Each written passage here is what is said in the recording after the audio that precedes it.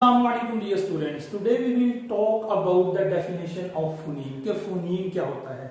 Phoneme एक linguistic terminology है. Phoneme का मतलब है a meaning distinguishing sound. ये meaning distinguishing sound ये होता क्या है? एक मिनट में आपको पता चल जाएगा. देखिए here are some words. There is a fan.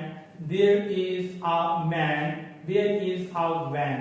तो आप देखें इनमें जो similarity है and तो इसकी वजह से तो मीनिंग चेंज नहीं हो रहा इन वर्ड्स का. फैन पंखा, मैन आदमी है, वैन गाड़ी है. तो इनके मीनिंग्स एक दूसरे से क्यों मुख्तलिफ हो रहे हैं? फ, म और व की वजह से. सो हेंस ये जो फ साउंड है ये मीनिंग को मुख्तलिफ कर रहा है दूसरे वर्ड्स के मीनिंग से.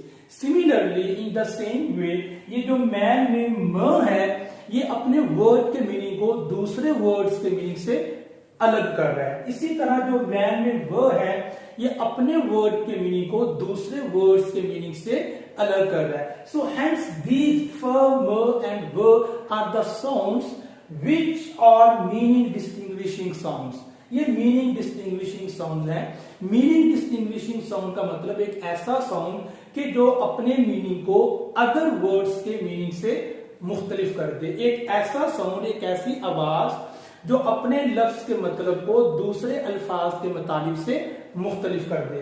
तो फैन, मैन, वैन ये जो तीन अल्फाज हैं और इनके जो मानी मुख्तलिफ हैं वो फ, म और व की वजह से हैं. एन की वजह से तो नहीं है. तो ये जो फ, म और व होगा इनको हम कहेंगे फोनीम्स.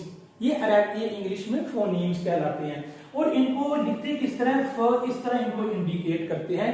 ये साइड पे इस तरह की हम टू लाइंस को ड्रॉ करेंगे.